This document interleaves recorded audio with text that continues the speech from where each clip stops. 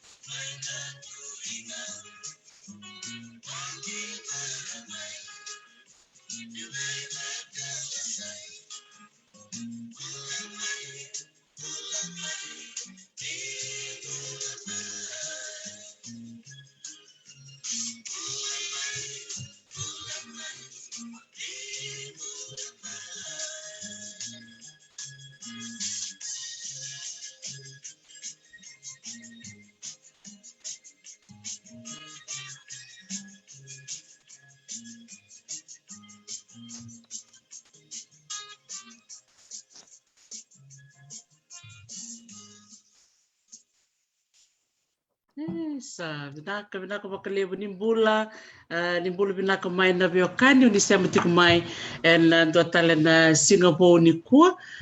singa bukelulu tiko Lomaiviti na ika rosanga bulu katolu ni singa ni bulo chune ngosi singa tu siti chungoi Hawaii ni taki ni rongo Vinaka chukai na mbeo liba ni Veitalanoa na vola mata na wala ta ngani siya tiku mikina en Veitalanoa kunuku mena tokla loloma nimbula Vinaka bikem nina tiku mai Ngilandi mai Amerika be baka bibital na bikem nina do siya tiku ngamai iviti do lele besar nga bikem nina turanga marami tumbu-tumbu baka talanga kini bikem nina dorbo ngone lewa so talanga ngone rendo siya tiku mai baka Vinaka starkin baka lebu bikem nito to kusara na nom nito siya tiku mai en no do Veitalanoa en be madawa baka sibung ko ninda tiko na yasana o Lomaiviti. Maro takasara ni bunga na nonta bulangi era ngoli tiku mai na vida le sina saoti baka Vinaka tiku bir keda na ve bubale keda rasule no non rangona mer mai bosa en nonta bata go viva ungetin dina bunga na baka Vinaka ngoli tiku mai en bese burbura da maro takani tiku do bata bango menda mai Veitalanoa da ve ungeti kina en da marau en sino Vinaka niko ni tiku kenda maliwa en dona nonda bulangi marama telanga ni Lomaiviti klani bunga bikem nio ni sana kilei koya ni sana do ridi koya telanga bako si bikem ni na buli mai na korni bula University ni Ceva ni pasifika en na campus Laucala tikini ngonongo santa bakumbul sarani be Vilimaina Vakaciwa bula Vinaka neta Vilimaina. Yo, bula Vinaka neta Dr. T kan marau ni namu bata ni Veitalanoa totoka bula talanga ni bekem ni kede oni siama tiku mai na bata ngo turanga na marama dorbo ngone le wakakina bekem ni ngone buli viti ikawat beira ni tiku mai ngorina bibunotani Australia New Zealand Ipertania Amerika wakakina na veitikina so Europe na vakalevu bula talanga ni bikir na nongulala lao ni dadaka ke na vitokani na vakalevu na nomuni da mai wasea bate tiko na ngona Vinaka ngo menda be soli be wasea tiko na vakasam na bonana na kilaka la lainda kilatu Vinaka Dr. T. Vinaka vale besar maro sargani rau ni dona ngona me ndar me Veitalanoa ni kua bako si besar cekan na Veitalanoa membaleto na buku ni nomuni dak nagaya kami nanguna karunin ng taro nugutaro o nangay kirikim ni muni pa matalatakan na no muni takataka na university ni David Tomanda ngan revi mo ni vak mataltikim muni manta weekend na no muni matabubale na no muni tumbuta ke mai ke na no muni vuli ke ron ni pa mataltak manta weekend. Yo naka Dr. T o eu vou tomar na abusa na werelebu na Koro Sinuvaca na Lomaiviti na sana Lomaiviti na nungu turang tamangu ngole mekia vasu okoya na abusa ndelai berto na daula kiamba na Koro lebuka mai la kiamba na nungu korni vasu nungu edha mekina na marama na tinangu ngole mai na abusa ndabetalevu na Koro o patoa mbau teilevu vasu talanga okoya lista le ni Koro vasu tiko na abusa Sinuvaca na Koro na madu mai Koro yo tamrona nungui tumbu na nonrau taivadadaka ro dakadakro roba matintu nandua ngona bala usara sembera na tuvakai koe viti menangona ya dovana tuvakai koe arondui lenga rua ne rose dakadaka tiko na turanga tamangu dakadaka vasotia teku na back private dovana itutu va kabitani mai lenga yani na dakadaka tiko I Sinai ena tin kavia wal saul kaviwa lebu nangona vaitai koe taura tu vambalavu na itutu va rena kilambe ko ira sona so tierra siama tingmengor ne tu torvambalavu tu na itutu ni RSM regimental sergeant major ke na force sergeant major donongona balavu sara turanga kile itoka ni guru-guru ato kana na ibu buke ilamni mataiba ne amaram na tinangu takataka wasuma vale buena secretariat nangona ya December na tuvakai koe ke viti na tin kavio vit sangabulu tiko ko na Derek na nona tiko bolikina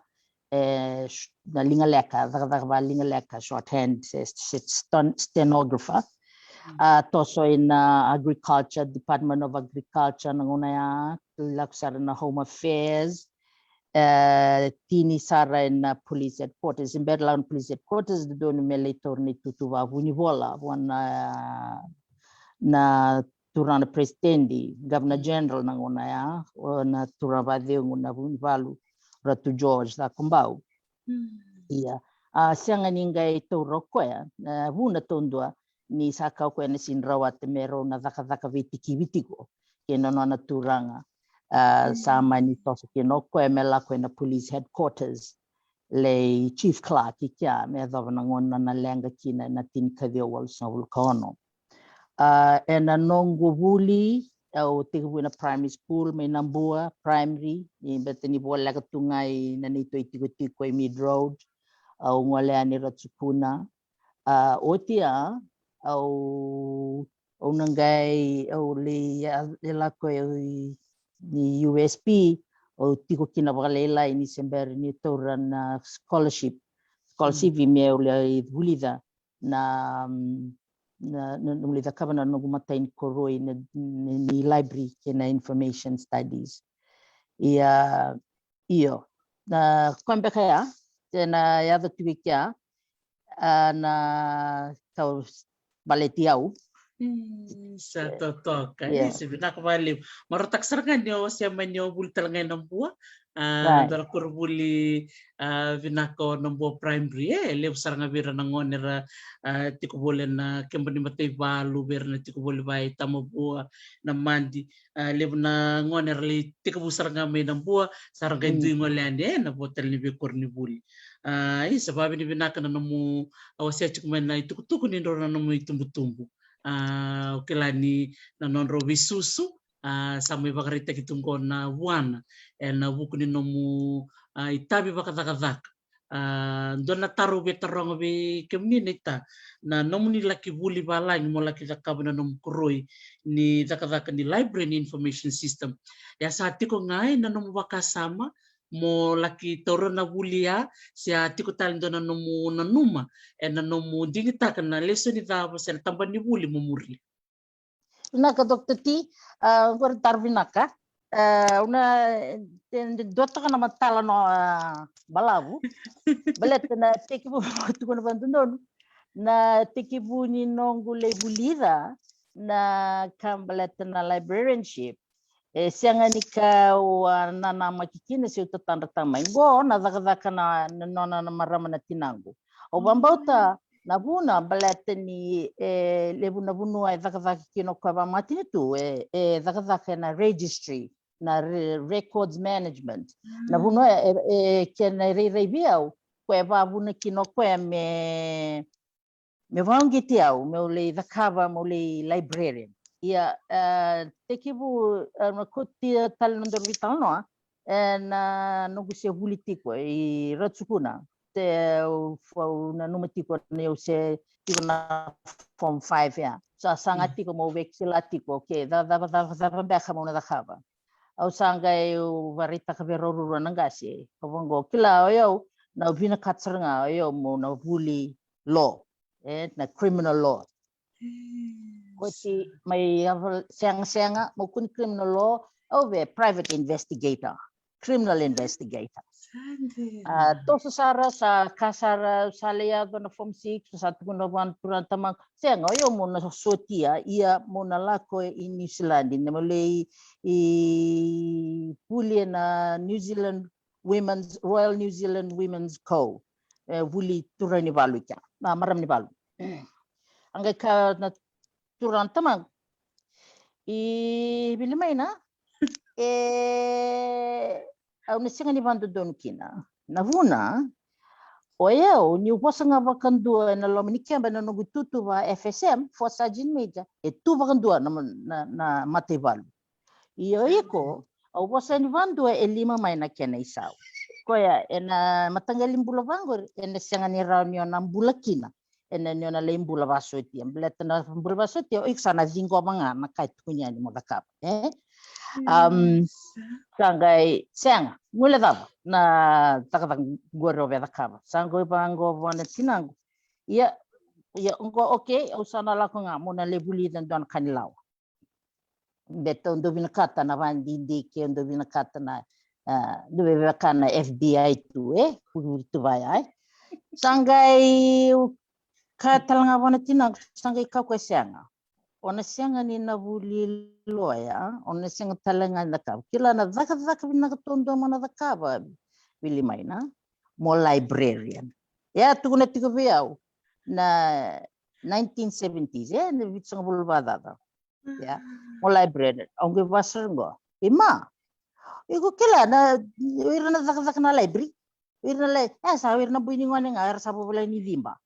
era sangale la kutuna era na lebi kangar da kaptiko na tubai vola na stambai vola kangar da kaptiko bachi kolote kenda chikinda dure na lebi ele ngar do da na lebi rembuni ngoni era sara usiang na zakaka sa timba kana zakaka talita ka sara litinga mer library mer past time tungakin sange ka ko ona iyo ona vulida manda mona tuve vola ona vulida mona stamba vola mona soli vola mona sotavirati mo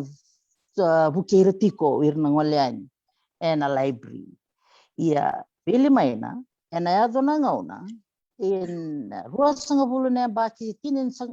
baki rusa bulune baki badada sana lakumai na computers ni sana lakumai na computers na vema tanga na kaki dengo sana libna ka na sarna biwe na computers ia ena ya na ngona ena ngandrebikina nangone vulida kila na kame da kava ena information sena data era biwe na computer ia na matei madanika mo vulida na tuvai vola sangai rana ya eu sangai ka okay au sana pamuria na kau na kata. Ia ndor sana deal talenga. Ceva ka kautia au ingoni sala na daka au sana biltiki ko ngakina. Au sana ngalala mai kina. Sang kau ka deal. Ia mongena no mana ngona talanga ona tora kina na mataini nomu o isau na kemu isau mataini ngona tora kina kemu isau yasana librarian mongena no matale mai na singa ndor Veitalanoa tikina ngo. Sangai mai baya. Sangai okoya sangai lebi bosa kita kiau bila tendu na marama kita tiko boy. Tiko boli mid road na dano ranandi. Be babi ni bina tiko ke rongo tiko ngo koya sanga rongo bi bosa kia na maram tinangu mendera ni le vatataro mando koya USP Library. De tukina ndona daka moren le Ceva ni ke tiko talangan ndona course ni library no Ceva. Sangai mai varita ko rana dio tiko na course sangai tiko bu na certificate in librarianship dehara ni Ceva ko sangai tiko ni biau meu sale Ceva sangai pa mumuritunga kanga satu kona na maram tinango saba muretu ia sangai le Ceva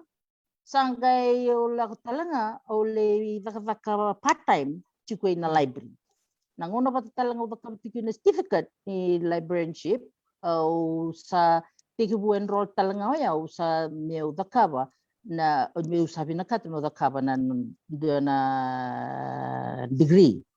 Ia o sa enroll na tiko bu na rua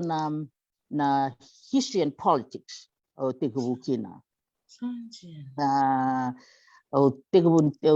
Ceva tiko part time, Ceva tiko na certificate in librarianship, sangai mai part time tiko na library. Au baka part time tiko na library na ngona abili tiko kina na marama liu ni Universiti ni Ceva na library o Dr. Esther Williams. Au part time tiko vida tokna nungu liu saravadengu na daka dua na do Jocelyn Wanga sangai mai tomana yani o lako Jocelyn Wanga mai nungu boso tale na ngono part time tikina as part time junior library officer o ko sa nungu liu tikongo ngon ni kwa Elizabeth Reed Fong ta University Librarian tiko koya at teko bu kero wa daka vata sikele ya wa Vinaka mo koya ngono se part time kina. O part time tiko bero te vana mbaki. May oti na certificate in librarianship. Sete toso chunga bak malua so na units o the kabchiko 100 level the units SE 161 introduction to legal studies. Administrative studies o torotiko niya biba bulivikina o Dr. Evi nambalarua nanguna ya nangugas ni buli nguna ya iya may o te vana bakia dan na sa solimai sa le kuna sarana tinangu salago may na scholarship Fijian Affairs Biutuki na doon na buno ni Dagdag na studies na libraries, librarianship. Basta po mo sa apply. Abang kasi ang na sinturi. Ito tutale so very vakir na solivir na kangur. Ang ko tobole tumanda nga. Ang may tobole ngay vida wala sa nga bikito. Apply ta ka na scholarship ya. Sanggay may kalaungata ni ngay solibiao ia dono e solibiao musal mole buila ko Ingilandi de le bulikina sanga kireta la maram tinang do tala kirkere do tala pil da kaptala ko be mai na bada mo salak mendanga Australia blete boleka ni ona la kongori Ingilandi na yawa na den na nom na lakmai ngai au sangai ka okay sangai mai neviso te kitale me ungale i Australia ko la ko kina University of Canberra ngona ya CCA kina Canberra College of Advanced Education sangai o mai tiko yani tiko bolikia o tina nongo vuli me kia ngole mai o tiko ni nongo embaki ya andona ka be bartaka ni ngona mate ni nongo embaki kia sa lenga na maram na tinango o tiko ni nongo embaki lenga na maram na turang tamang nangona roa lenga ngone roa baki 5 sabul katolo lenga kina na nongo nau bagi on sabul kandua lenga kina na turang tamang so le sumai au setik mekiana utitini nongo semester sa volavola mai USP Library vangarvaka au volavola talanga na matibal bletini vaka se vaka itunga longo nongo vel la chunga na matibal iya ngai au sa le sumai wara ketiko ya le sarnamai sa girite sa tongir mai na matibal o Colonel Brigadier Ian Thorpe sa kasaroko fa molak monta mai na be usare de no application mo betin don kango kito be tiguna na School of Military Officers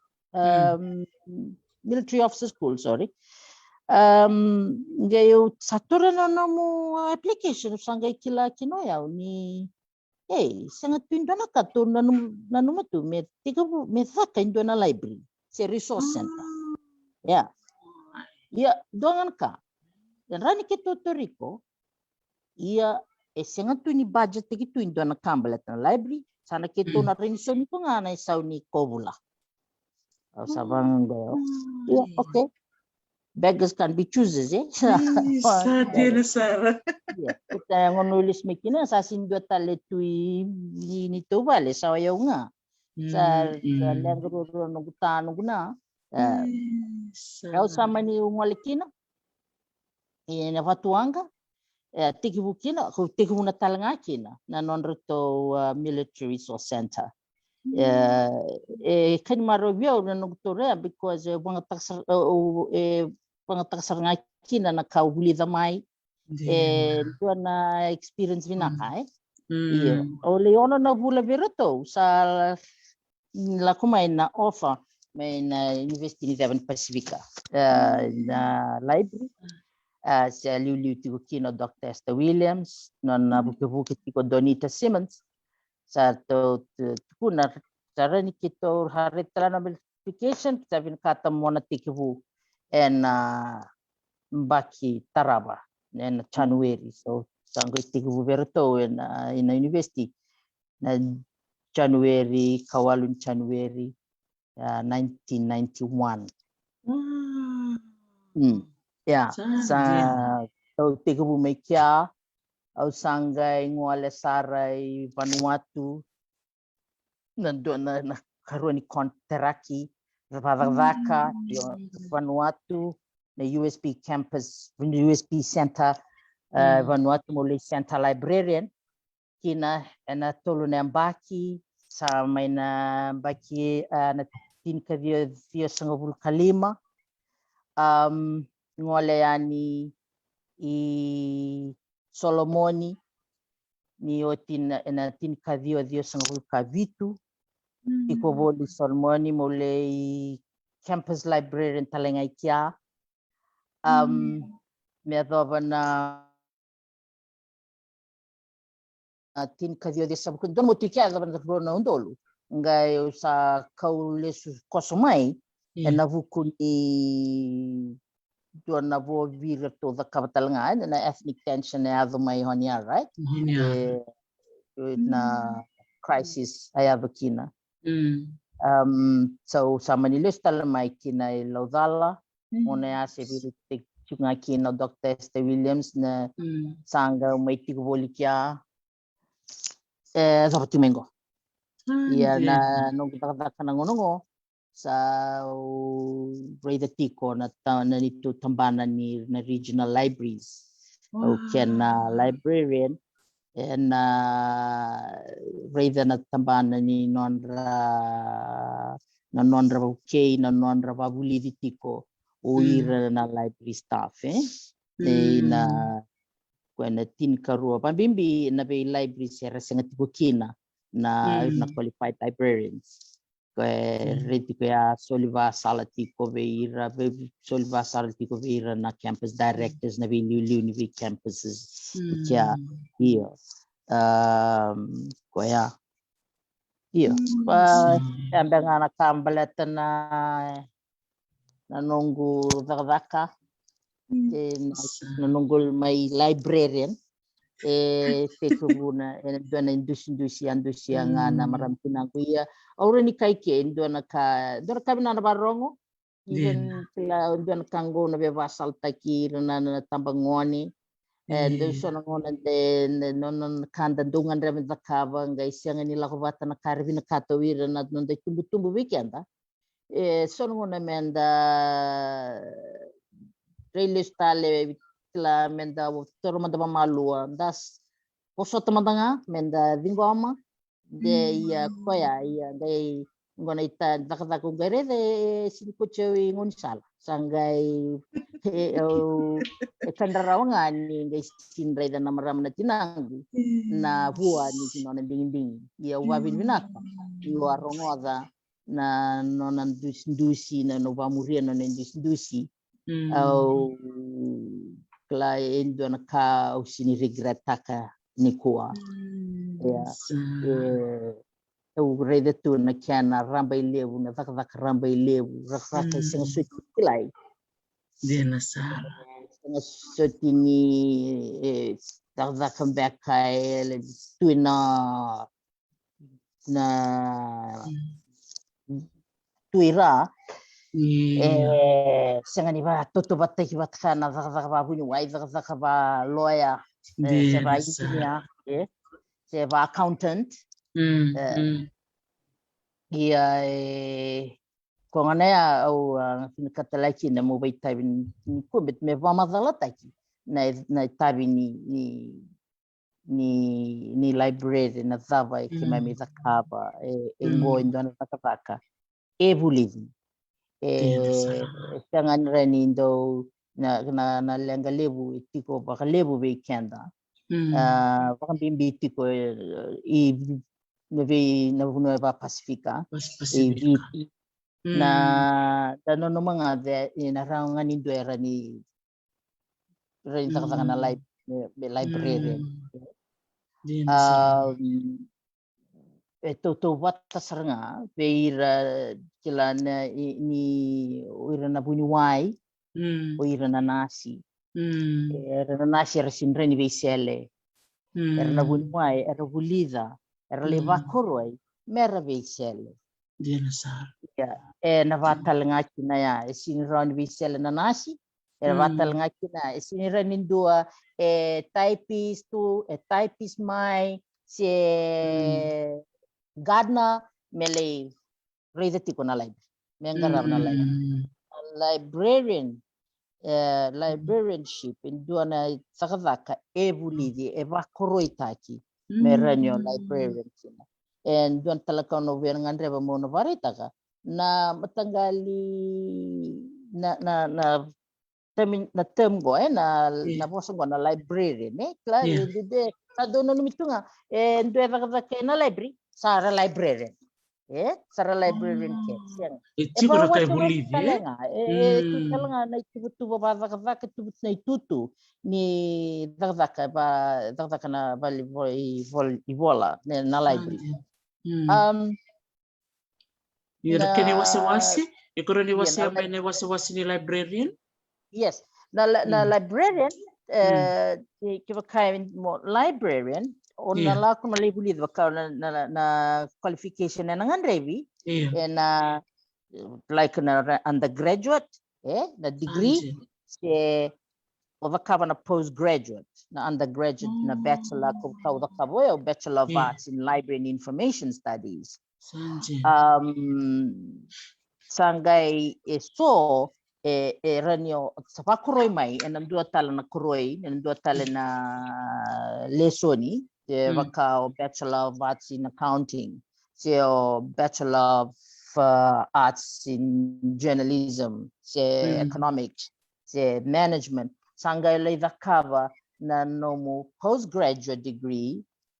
in Library and Information Studies. Yes, a master's. Was a master's in tuba man in USP and been dito na matanggali libraries bitin na USP Library wasea ni kana academic library tangay tigo nga na school libraries siguro na public libraries na private libraries or special libraries sorry na kana wasea na wir na librarian va degree mai na sua tala na lesoni eso era running ele vakava na postgraduate ni library information era eso gosa viso sarvalevu na yaka ni vikroi sa toto rei tiko levu na university na lesoni era sa vavuliti sala ko na information management sala ko na knowledge management sala ko sa na communications and digital media meron ni sotava tiko na vivisa ni technologies the tiko na ngonongo ndi na sara o tali taksaranga na nomutuko na meya na wasi ni takataka baka librarian bato kima mina retu yani na ngone vuli si kima mina leo ni community kima retu ngani kima retu nga bato to bata sa librarian ni kana ngai tu kunongo ni tuna keni wasi tuna tamban ni vuli ni takava sanga la ko batamay na beka ni qarava besinga au tali taksaranga na ngai tu kunamengo ni sachi kuna digital media bata kena information system bata kena ulu na kena ibiu todo kita na records management don dina na bibi na marroi ni tukutu dina na records tiko talanga na stream ya ni tiko na records management kila tiko talanga ranyo vakava na masters in records management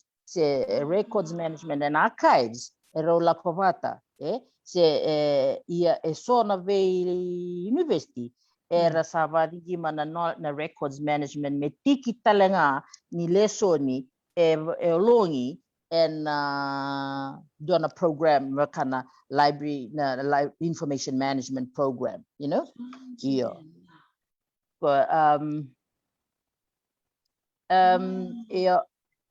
ni lako sombo mai ra tiko mai na librarian na level ya sangai kota mai na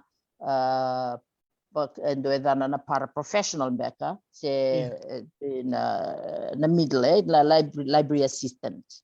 library assistant level go o ira era vuli di talanga era diploma tiko na diploma in library and information services or studies era mera takava na diploma ya mera raokina nera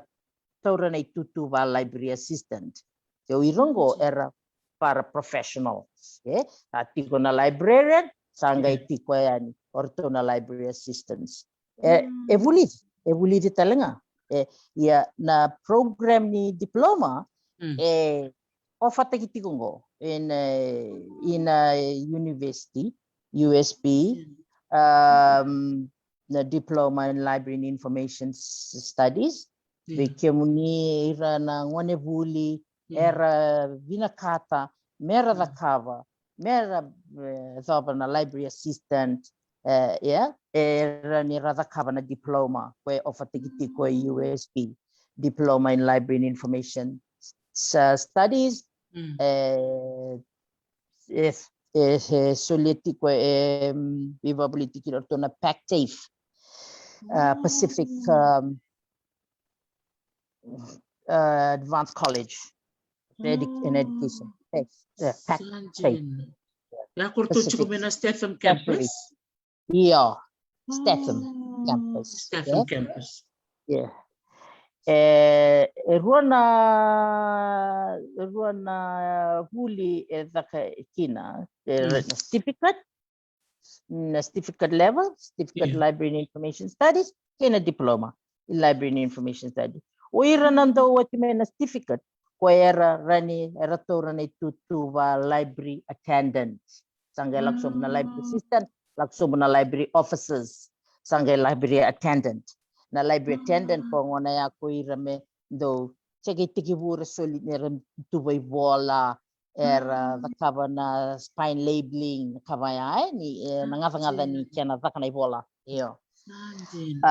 Era certificate ya na tarungi beka okay na dava beka na entry qualifications requirement be la kumerani odera ni takava na library of in dua esa dova sa pasta na form 6 form 7 no English no English me tiko in foundation English B grade ovambauta iyo yeah ranira tiko na form 6 with a LLP preliminary English the B grade level iyo era rani tiko kya Totoka na library officer to na library assistant era sa library na library wili na diploma diploma era pasi na form 6 era pasi na form 7 era no English na era maybe level kanti me Vinaka na vosa que na volavola iyo ngai USP manda lebu sar na ngoira sato diploma tiko na library system lebu sar vakroi era bang tabina kana non rata kata na USP era sa lebu sar vakroi be era so sarava masters saranga and total na le field Kay vida toka sa article bu mera dakava online na masters ni library and information studies na kangongwe ena ngandri valevu me levu na ngani toke sangola ni ngani toke na ngani pasifika mera vakava na lesoni la na akuroi ni bibi ni sa overtake tu level na koringo na online fully online dua na University me Australia la ese torrene Sinuvaca na masters program na Charles Sturt University Vakaki na the South Australia te rua lebu sarti ko mai pertania porque kemni na torbong na lewa ka kina kemni na tambangone ni tunggori mai ngilandi rope ni vanga taba Vinaka ne dona ka be tol sangul vazada na university mai pertania revidi vakatiko na program ni on both na rurua na undergraduate and postgraduate ni librarianship library information management digital media and communications iyo kwaya totoka sarangau o baka samte kinamuna nanon la dingi Wiki levi darabambulu chiku begora tali takamai na nakawase chiku neta na nomu vakarorogo isa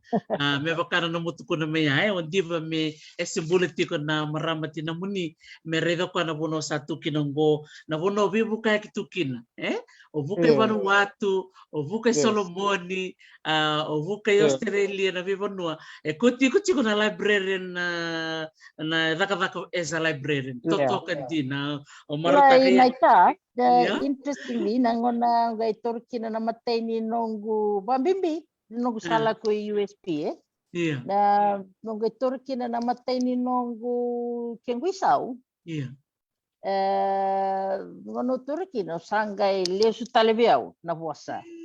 Sangai nongo na nomoya okay ya na tinta dia sebul kandua. Sangka okay. Sana banget takasaranga na matay ni nongo isaungo menalei isi mendetaki na bulun-bulun ni nongo na. So sangai ko kabangongo na pay package. O tukuna viau nya sator na matin pay package na numatal mai na Veitalanoa. Pero lakava na ngona ya. Sabadir Na loloma saranga matay ni totoka. nongo isau me dakakina na bulun-bulun ni na maram na tinang. Iya. Sandora kana nona reiau, reiau na nona reido koya. Tiko tale na kau Vinaka moda kawa wirtal ngaki na turanga tamamuni na nomu Vinaka tiko mo lako na matay valu sa darakana na kilike muni Vinaka no muni tumbu turanga angai vali sia talmai na kau tukuna ni no muli sumai ongali da kawa na nono to library na matay valu au maruta kani ke kau na relesu rei sa ona tiki takambia kana tiki ni no mutatan rei do sa dur na matay valu. Iya. Gaya to levi nakata me gaya kan brigadier thop sangai binakata me nongono sakir-kir mo savadin kini ni usabe ngole na Iunivesiti ni Ceva. Iya. Sangai ko rida pakas kita sana no mo ko sana kultura maram ni balu. Kita na tigu mon ia ona bakau tale mona le vuli mona le dakam ia non keseng. Terus commission teki ko saranga mo sa maid mo kapitani mo gaya le vuli sangai nangona ya sia bula bulikina na nongu brother-in-law kanal batu tigo boli mai Pakistan sangai kero vitar taring ko na da sanom na no mo vie kilanga sa ofate kitungo via mo tigo ngana mate baru gai chango ko wambota mo tauranga na dingin sa sol mengori mai na Iunivesiti ni Ceva. Baleta ni ko na lebanga takababina kana kawa bulida. Na mate balu ona siangan yo na may librarian tiko nga. Ona tigo na bangor. Sana o tingangor sana ambiu saranga mona lakot nga do na bunwa nangan ribikina na bebu ke may beko. Na kaya inga kian karua na mate balu embula vakarorogo na vale kaleka ni nado nangona sana ona Vinaka mo vamatu vale te sana pen rekina ia opa Vinaka na nona advices le mea wasala bitamai bite ko tora sa mga okay sa Vinaka sana torangana dingin mo sana ngwalingana Iunivesiti ni Ceva. Dina sala si Vinaka vale na yalo ni namundo kere vakasala na yalo ni vakarorogo ke mai vuli ke kina vi kemni nita na sonongona weekenda so weekenda yo bultela kino ya sonongona do bembe vakalilai ya au redi kemni na nomuni vakamuria to mai na be vakasala ke ya redango sa sibitango tol sanga bulne ambaki na nomu vaka toka na University ni Ceva ka wingarabi tu ka wakilai na nomu wingarabi o yanga Lomaiviti o yanga talanga na wasa pasifika don dina na ibagarite ke Vinaka neta na nomu bosota ke na nomu do wingarabi alon dina ka o may muretu na tatandra ni marama tinamuni isa may bakambia ka ni marama ni tilevu dareda nga buwan na yalo toko buwa yalo te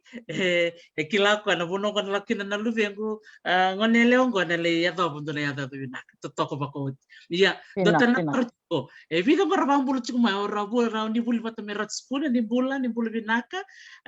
na buli merat skuna ra wambulu tiku minggo so taringa ra wambulu chiku ko ra unita ka watambaka na library ra wambulu chiku minggo ndo bulu Vinaka na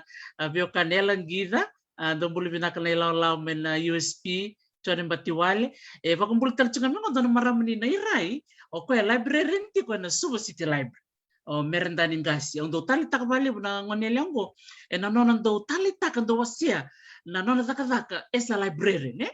do wasi bara baka nga takupan na vola mata me do tal mata mo pa na kado zakap vat kira na ngon ni rangande yani na library ya do nga taru betarong bikimuni me na nomuni zaka tingo na library me na tinka dito sul kando don tamen ngon balawya e tiko mbeka indo na Veitalanoa se do la kawa so tava ka vaka me vaka vuna tuna no zaka na library me do la kata leve iko and andora kawa so tava se na kena ba kandawu mbeka what are some highlights as your role as a librarian? Vinaka. Matai na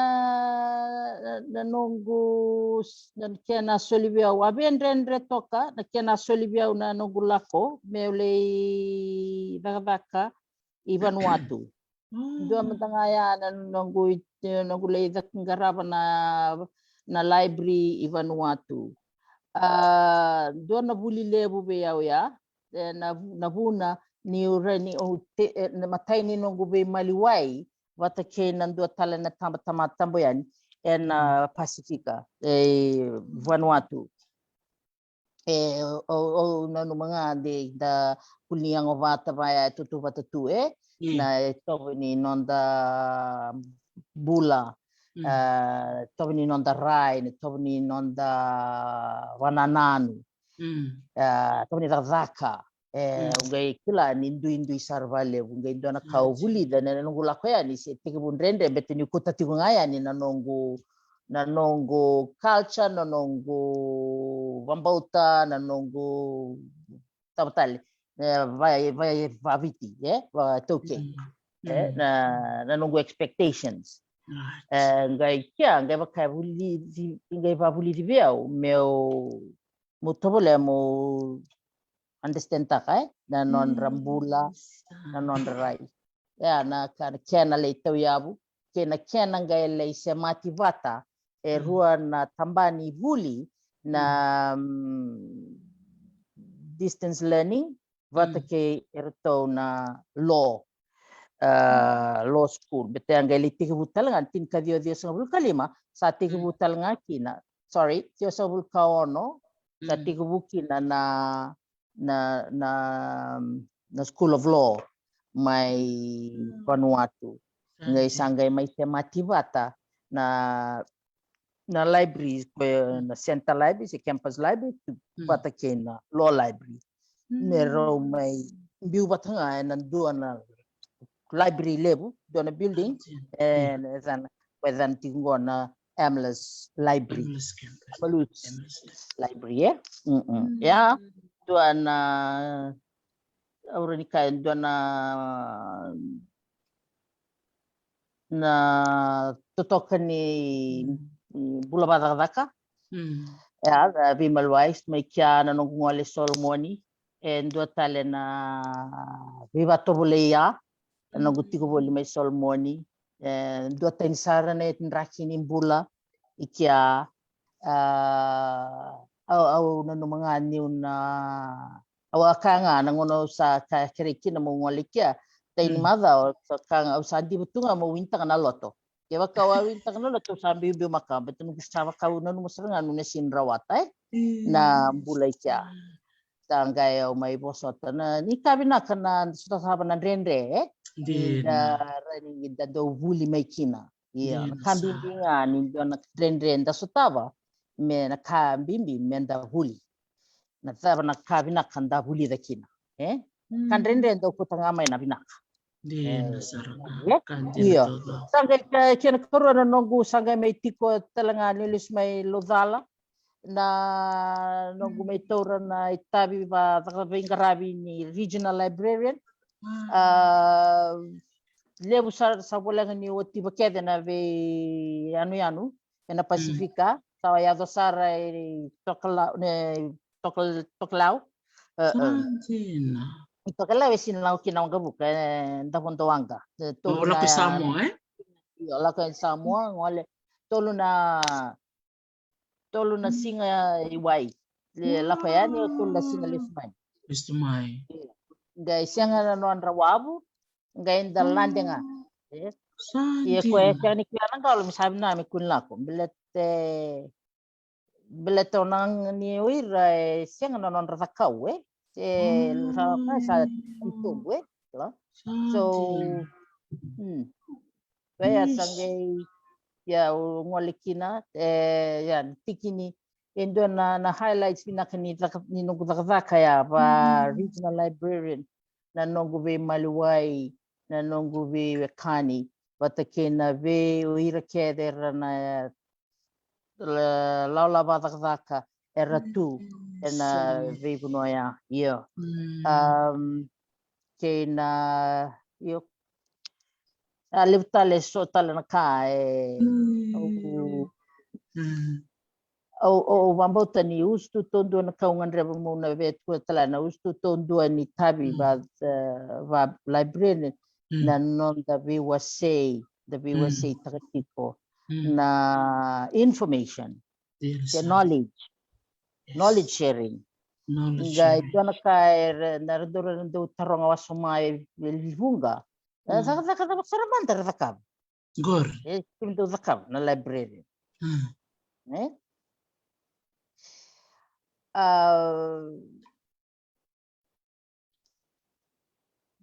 the kambimbi kim zakaba kena matai kena maroroi na tuku kena tuku tambaki na vola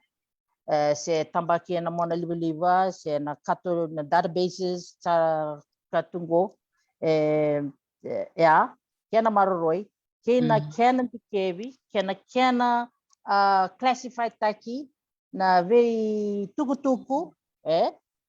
se information sana zabuto chumandangan information petani nararawa kena classified taki na information na kena view kena wasea se organize taki kena manage taki se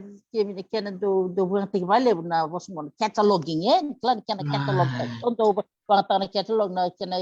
kava video na kena tunaki ni tunaki tiko na information you dissect the information ngo na kena vakaya baleta merawa kina ni rara na kena kunei maybe na ngone vuli klabi na researchers bangtak yana vuna sangai mendo na tabini library na ngo na batangin ngende ni zakaka sa kim zakabati ngo sabi saumai na ni mami zakaka baleta saranga na kena sabi visa wasoma na technologies information communication technologies lakungo the digital information sa tekebu mekema me vabulida ira na ngone vuli na wanga takatiko na itutugu na kaya nganga na researchers mera kila na sala era rawani ra kunekina na information era vasangaratiko mesotava na nonra vandindike Sanga na wala nga na researches. Uir talanga na be liu vadaka na manindia ne mera babulidi era na kena vakahangataki na databases se kena vakahangataki na cataloging systems na information library system na catalog electronic catalog na i-resources bago belet mera ni rani kuneki na information en dondonu na sviso tabitiko kena nonra vasangagara nonra vandindike Sar. Oba kasam taksar nunggu bulan USP sen nunggu ngona nunggu durenya kim se laksaranga sen remai na nanro alalai se vantek saranga na kaje sangai baka bitu me bak muretu na amba danda er sarvando na ya otia lengonongo onge laktale di namba kirosauti ole takabundo na buli berto na oceania senta onge livana tak na library sa computer ken Sabi sa usaranga, sa turay na library. Aw sa ba kayo sa tumanda na USP Library. Aw sa ba nanong to nangono sa reto to kakina na catalog cards may nanong gusali tamba ng computer. Sandi. Iyo. Ngay na Google nin dare na Google search engine levo sa mata tu nagudong na karvikla era Google iya and the singa tigo ni ina kai bunu bue na salaki sang wala mekina na tabi na taka library na ngono go mere ni vakareitaka na kena vangataki na Google search engine na mera rani kila uir na vangataka na information, the right information na information matau viso tabi tiko belate sa level na knowledge sa tu in a Google search engine na Google level sana kay yana nonda sanga mentagay toramay pwede Vinaka na nonda wasea na wakada na wasini voltambuya dikla you separate the goat from the sheep. You know? Yeah. So, or you try to filter the quality from the quantity. Right. The quality information. Poso tani sa vingiti ko vale buso na poso va Koro. Nandun sarto nga sa poso ti makatoka o marutak talaga nung tukon me ni wase ni sipi bat ka na me ato toka sarkan doon ibarte ki Vinaka ya. Wana na busaranga rongo Vinaka. Na programa ya kwe azana na information literacy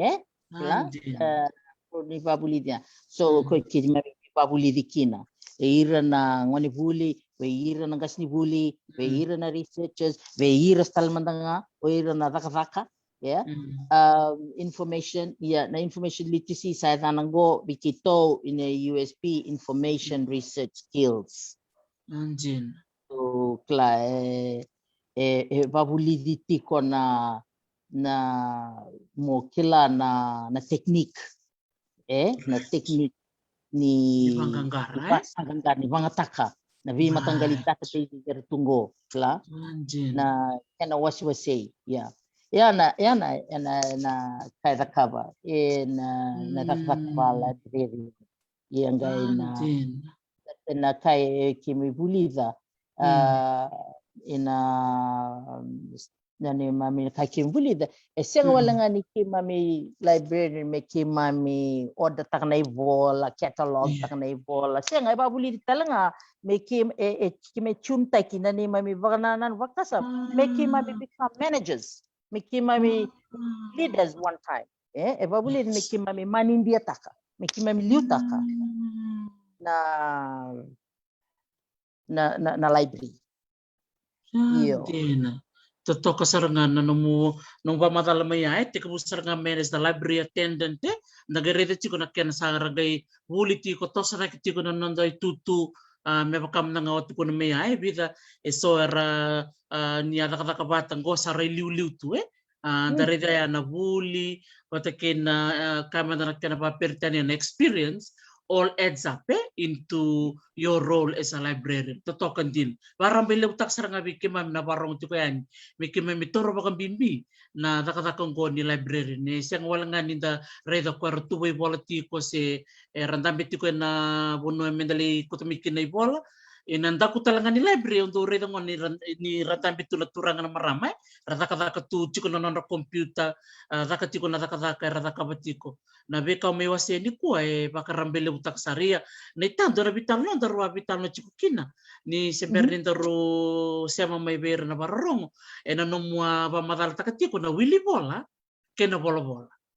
na wili vola kena volavola bosi beka na pasifika ke wili talanga kino kena na biti ronin do manda nomu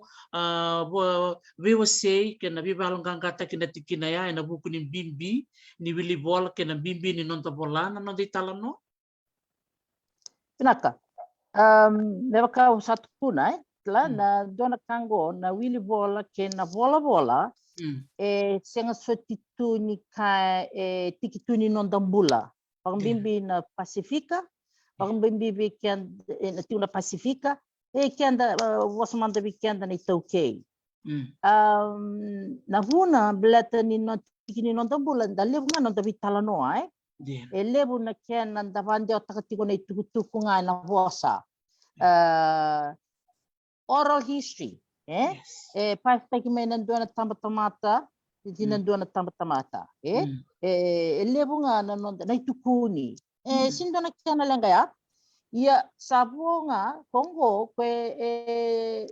lebu na kai tuina no da bakasama na kamatua e tuina no da banananu e da tukuna nga e senga ni tambaki. Ya. E ngoi ruana lenga na volavola kena vandindike research. Research. Ya. En na research ni sa research mo vola na kai research taki.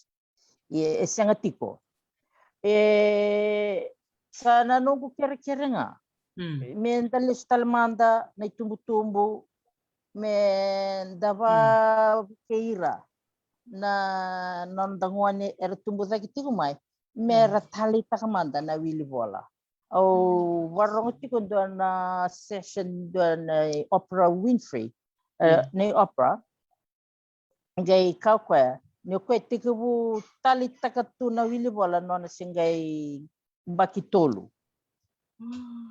Bakitolu sa wili vola tiko mai ngai nona ngai na mala ni nona bosa ngai bango strong foundation. Strong foundation. Reading is a very, very strong foundation to success. Akwa semberin donyo kwa ndua tali tak na wili vola me sianga ni babatukana na nambula may muri because tangai kai tuko no kwa na wili vola senga wala vakaramba ile butaka na nomu wanananu na kau kila may bukia talanga na nomu vocabulary bukei ko mo tobole mo tava na peka na kena tukuni na no mo wakamatela leitaka sia mo wakelia na imbale ni ka o wilika na ia senga wala na wili vola babalangi dona kabinak me sangai men karistai kinangwane me wili vola babalangi ole no masara dona buku-buku University na Deputy University Librarian Kero Veitalanoa matani ko Libiana tambalala gay dona program o da kabatiko ver na ngone irangana no grand nephews grand nieces ratu abo ki viti vakakini valain wili vola tiko vera do wili vola tol sabula miniti online ngone zaktu ki ngona lockdown tol sabula miniti o wili vola tiko tor my hands Christian vola ni na fairy tales ni Hans Christian Andersen. Ya, sangai do suleti wili vola berto na moniti ke na va lo tulevu. Ya na baru na do na madau. Ya, sa rat hukin talanga mai wir na tu connect mai wir na tu mai valang. Wili vola sangai kabia o Libiana. Maina na vendo makazaki me na tobole talanga me na wili vola vakaviti. Veira. Ule na numa na kai tuku na Paul Garrity na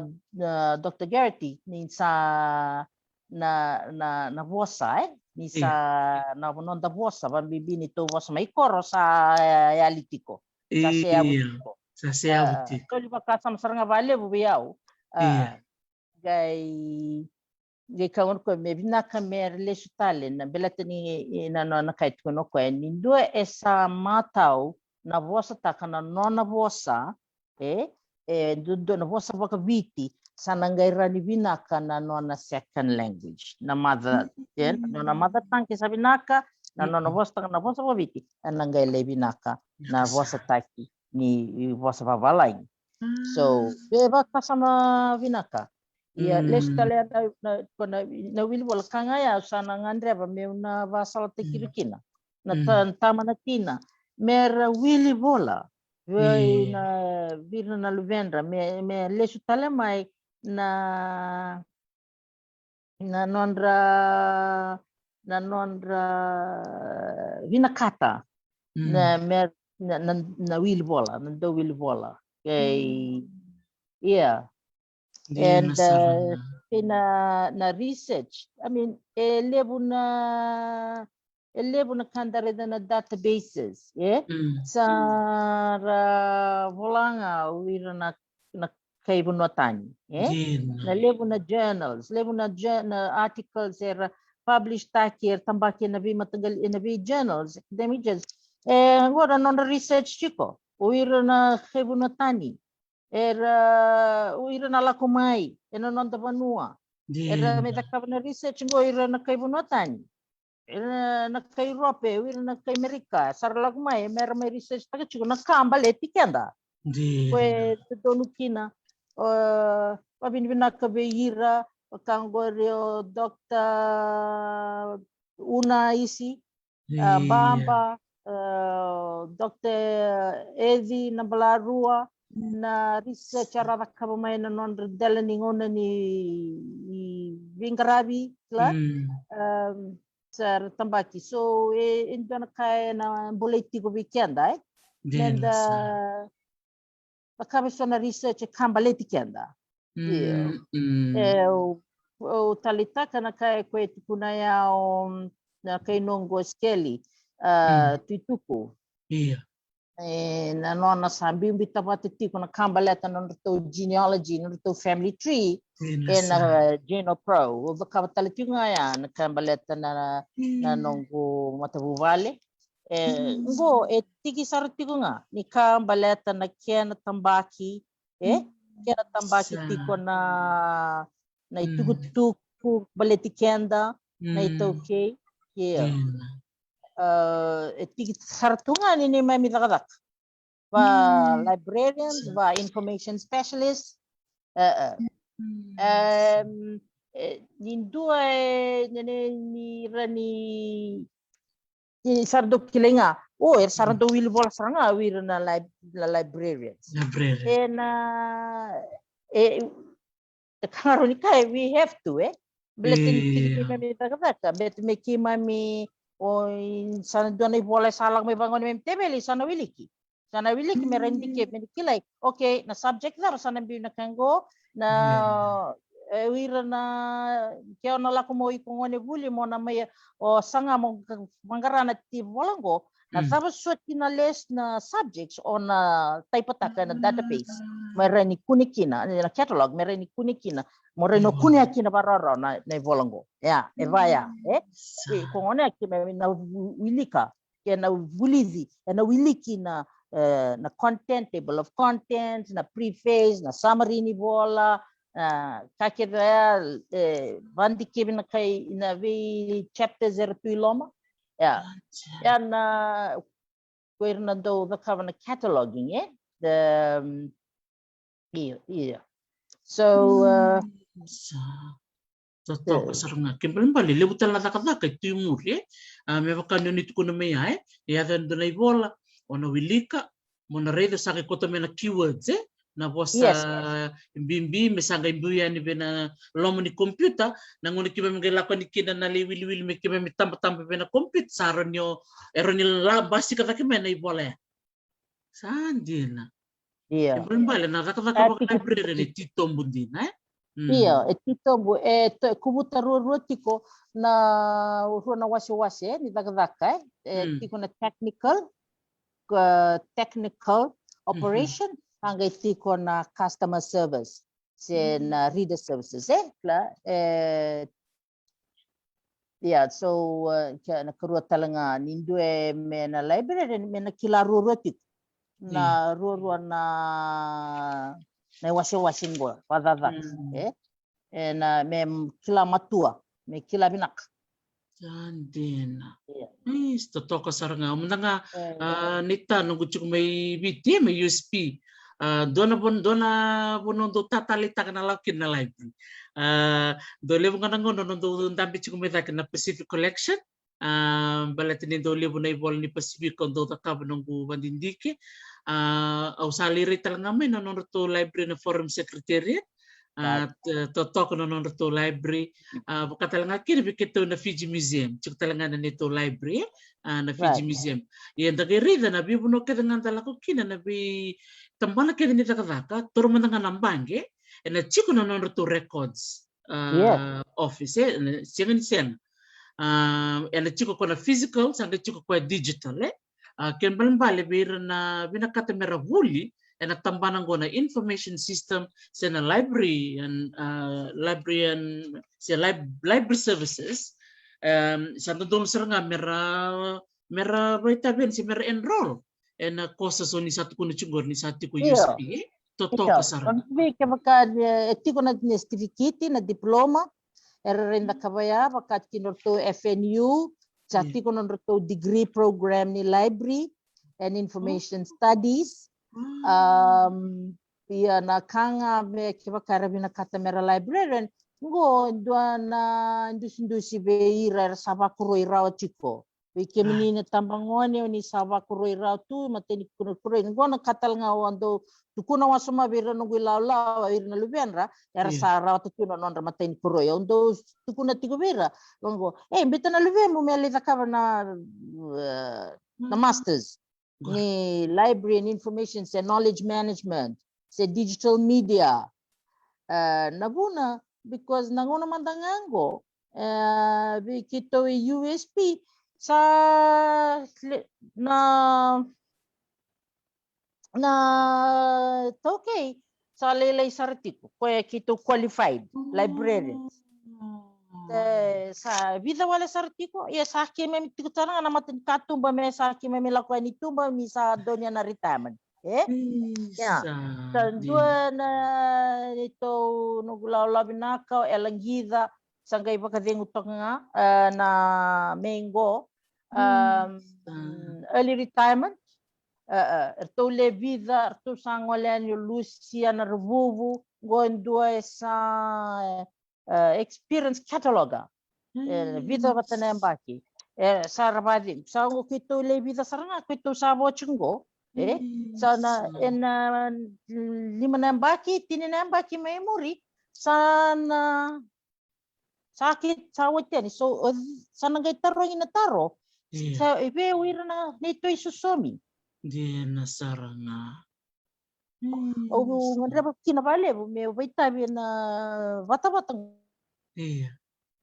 vandreti we hira na ngone mera petango doana vaka-totoka pambimbi na ngonango belatini sa lebu na technology na bibi so technologies na kasa puli di online sang andre bet sabisaw na itabi ba librarian sila sa the connect ba lebu engage with the people with the communities totoka saranga viva ungetin dino klani warong sarch ngamengo Luciana Rabubu bula Vinaka elangida sebikem ni nando dakakalun dinatu na library viva ungetin dino saranga andona kandi na saranga ni tukuna be kem dona sabaro dengungo sa kambimbi metiko na oira na muri tiko mai ando saranga na viva ungetin lebu may nakabani ko bikem ni tumbutumbu ni sama chiko may ni kuwa kaya makati ko sombe ka na lubemu ni sebungo mo ni era sabak kuroi sara tori vola beka ngo saba madal tak chingo neta Vilimaina ni chiko so na scholarship so era reni rabuli matanga online dini sendoni chingo na COVID-19 na beka ken saro ni takana buli ken takata talanga saba ka ngatek na mo na liba-liba sa ando na bisa ulebun din ni varita kachungo weekend ni ko Vilimaina ni da recho ka ni go iliu neta as we look into the future na dava na nomu tatandra uklani oni sa tika butak miya na nomu biba ungeti weira na lalai la ka kachungo meramure ni na nomu ningoni sal na dava so nomu iba kasal mikene kur na keno sawa seti kumingo weira na tumbo kachungo na buku ni buli ana bimbi ni buli bako sibitala nga nakathakango as a librarian na nakathakan na tambana ni vol nonda pano matay ni nungku bakasala una be bandi taktal ba bimbi tango be na matintu velutaki. Me rareiva, me ravueta vake. Na vakavaka, na vuli, na kena vuli na librarianship, se vuli na information technology, se vuli na information management, na se digital media. Me soli na kena scholarship, me vueti vake, me mbiu in a top priority shelf. Betana ka na sa solitigo nga na scholarship, sa solitigo na bebuke matinitu na vakavaka kana lo kana na lawa na vuliloya na engineering na kabo sa lutu sombutiko na kambalet sonada me vakana na library and information studies. And dari me bakawa satu kunoti ni na Google engine CV 5 na pasende era librarians, era information specialist, era vakataki. Mera classified tagachiko na data na information ela ko na Google engine. Ila na kambimbi wana matintu na pasifika meron di kevatal bambir to na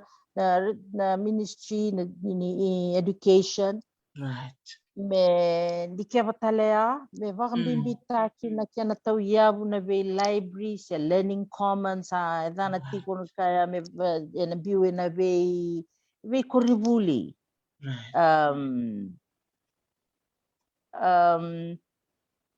kana nomu vakavaka na archaeology tila dona ka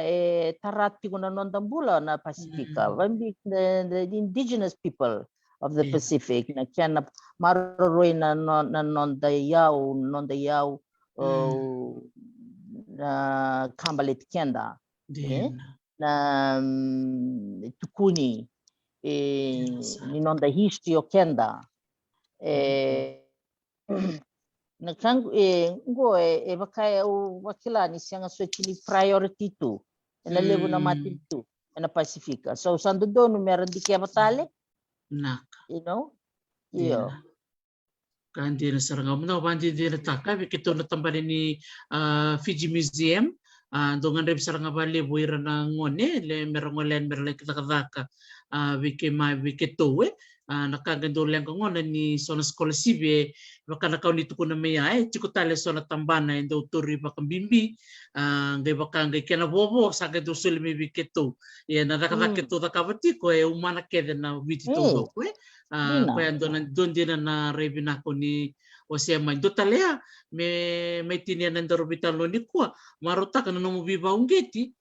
weekend menda volana non Veitalanoa. Dondi na kandi no ni tukuna inda gereda na journals journal articles na ibola mai. Ngora me bola chiko na turanga ni Chavani. Rame bola chiko na kay Australia, rame bola chiko na kay Amerika. Mer me bola na non de tukutuko kete to minanronga. Na non de tukutuko may Koro. Na non de tukutuko may ovalau. Dondi na nabiba ungitile bo ya chiko na bulongo na buli werwere. Weekend to na wekan Lomaiviti. Menda sabi mungkin tisaranga ena nanta diulo mani pale bir beka na sangkas ni politiko mersa tek buna mersa vola na non Veitalanoa rabola na non vola mersa vaka bata na bengkas ni buli ke boleh baka biti se bilingual ke boleh baka biti palangi satu toka sarea na dona biba bim boleh live weekend ni ko marutaka neta Vilimaina na non biba ko ngeti weekend en non da baka ngeti tiko na research vadidike na nonda wili vola reading apate ke na nonda volavola writing na tolu saranga na ulu tanga lelevu o me wasea kene kava na vuli dovira na information system and librarian studies sambu totoka din me metinia nga na dapat tali sona nomu bosa ni bakandre ver na ngoni Lomaiviti ar vakarorogo-totoka mengo vako sivi na Veitalanoa ke volanggerete ni sikatambu peke mendo na wekangu mai Koro vatake ngau era nona satu kuno chiko kwa ni sabi so tiko mai na bosa sa heli tiko mai so ang marutaka na nong bimbo lebi kenda ni ko na bimbi ni wili vola na bibi di nonta padidike go sakena ngo na me sule kini bikemuni no muni woti ni wasa di bakandre bakatalanga kina no muni bakambula se bakabini binaka biso era buke kemuni na no mwani dakaka tumai ena no ngono ni se ketik bu dakaka kina men university na Vinaka vale bonita Dr. T. Io na vos vandrenga una ngandreva una tauda beira na nongu na nito yasana vaturanga Lomaiviti se koe bikim ni tamba ngone moni mendan dui kilai kenda kambimbia na nonda dui kilai kenda menda le subotale menda kilaba binaka na nonda vosa vosa vai toke eu dona katalangango unge me babuli dia sarabale na nomini programu Dr. T belete meu pulida tale mo dikeva tale nongo waka madala takiau ena nongo vosa bikongona bikemni na ngone ni tobolea mo ni le subotale na kambale na nomuni ndui na kambale tikianda na mai Lomaiviti na ve yanu da bulida ngai kena korua na sasinra tali na bimbi takotal vale na wili vola sa ni tobolea mo ni da wili vola da wili vola tobolea na da wili vola Lele manda na tamba tiko na mobile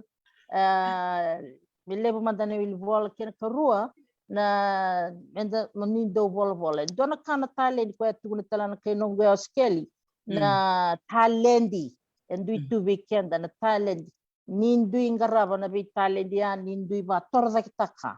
me maudo kona na talendi endu tu weekend kenda kedengo enda va talendi tu talendi na vos nda va talendi talanga ena volavola ye menda bang taka babina sai ko ngaya kau na andreva be na be wasea be irana be kani sa totok Vinaka vakalevu rong Vinaka na no mai veo se weekend ni kua neta Vilimaina maru tak sarva levu na no mai dolabo na mate kemami me kemami reda batitombu na no munita kavaka vaka librarian en no mundo library na Universiti ni Ceva ngoke msaga kila ni kuni bai wasi tu na no munita kavaka na library chiko na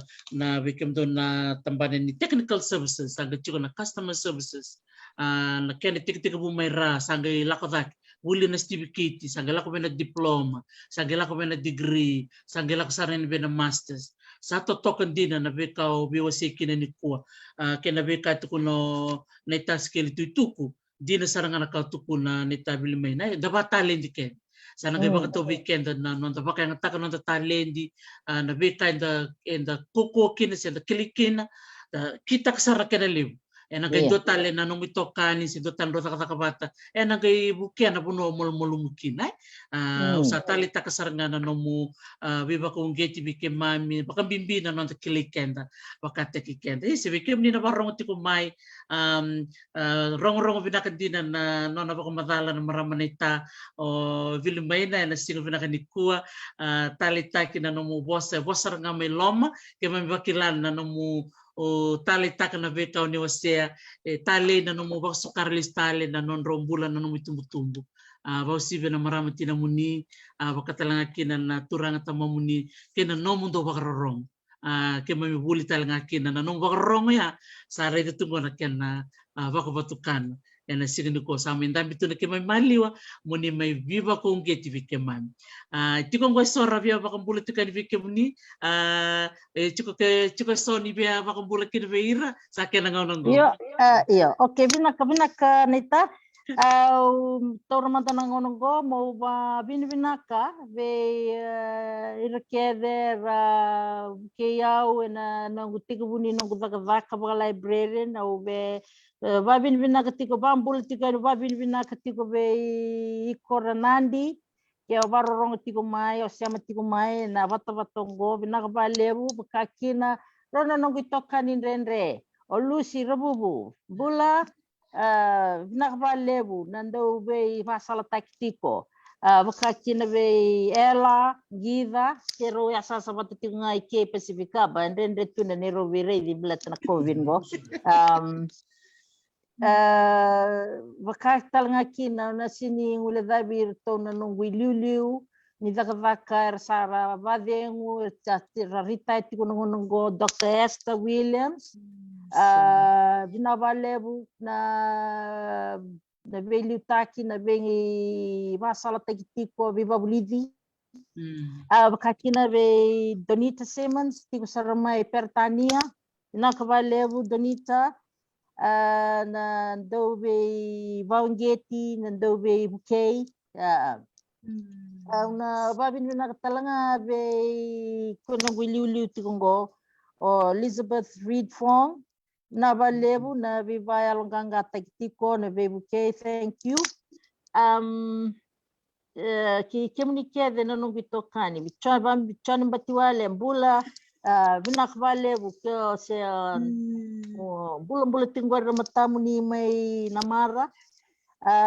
usana beba bula ba mo taltinga bikim ni na ngwe kangu bakandra bikim do mai Koro I Sinuvaca na abusa na werelebu kakina I namadu na abusa Sinuvaca ngol talga bikim non del na abus delai mai lebuka na daula kamba mai I la kamba bikim do nungu vasu nungu korni vasu na abusan dabe telebu ivatoa bau telebu Vinaka vakalevu na pakakina to na kangu mai matuku kem do mai batiki pakatalanga kina yone ata na bibunu yan bindandu isama kina Vinaka vakalevu na biwekani siningula da bikim nikede na nungu tokani bagdadaka Wakatalaki na bikim na nungu tokani bewakani Vinaka vakalevu na bewakani na bukei na nanumi na daka batatiko sa okay turno ngono mo babin na tikim ni maramanaita na babin na tale kani marabi au ni mai siama tiko na nomuni vata de rangoke na vat talanoa tokango Vinaka vakalevu sara na nomuni sule na nomuni ngona na nomuni vedingo mitiko ni kalau ngata tiko Samuel Vinaka vakalevu sara Vinaka maramanaita na nung vitar mai mindar me VOC totoko bakaoti na nomu mai VOC bikim mami sine ni mami noki ni kua na buku ni tuku me na nomundo nakaka na University ni Ceva bikim ni kere na varong tiko mai ni kua ni siama tiko buana maramanaita Vinaka vakalevu Eleanor Serubatu ke mundo me na USP choni batiwale sa do totoka ngala turangango siamo tunga mo ko 24/7 may na isosaw totoka bakaoti Vinaka vakalevu choni batiwale na nomu yalo Vinaka siama tike mami kere tu sianga nindo muileva na nomu vika witaki ke na loloma maramanaita ke msavani ni Vinaka teni vike muni na boni ambaki satungo na nomu vingarabi me na University ni Ceva dar na sotetiko na total na ngona leka maingo Vinaka vakalevu Isa naka vakalevu sar bikim ni na varong tiko mai da varong tiko ya kiwana nonda marama bulang intokai na sinu Vinaka ni kua o Vilimaina Vakaciwa marama ni Sinuvaca mai Koro na sana Lomaiviti ngwali chukmo ko na bakamadala na buku ni nona daka na daka baka librarian University ni Ceva sa sibita go tol sa ngabul baki na nona daka tiko na University ni Ceva ka biba ungeti sa tiko ko weekend wa ko sibika na itoke menda lebu na wili vola lebu na nonda do Veitalanoa lebu talanga na nonda volavola bikim ni nangkas ni buli bakarong tiko mai menda vola lebu na nonda Veitalanoa kenda vola saranga baka viti totoka kenda ke vola tal baka balain se baka viti se bilingual na kangor to kiliten kin menisilandi era vola baka maori era vola baka babalai totoka saranga ando na kai biba un kiti kin vali weekend marama ni ta Vilimaina Vakaciwa na bimbi ni nonto vakadindike bimbi talanga ni nonto volavola kena wili vola isa to toko vakawati sa vakamat sar chukai ni komi Hawaii and then ngai sota tar chukai ni siga ni mataka ni mode manda naka ia mode ni ta Vilimaina naka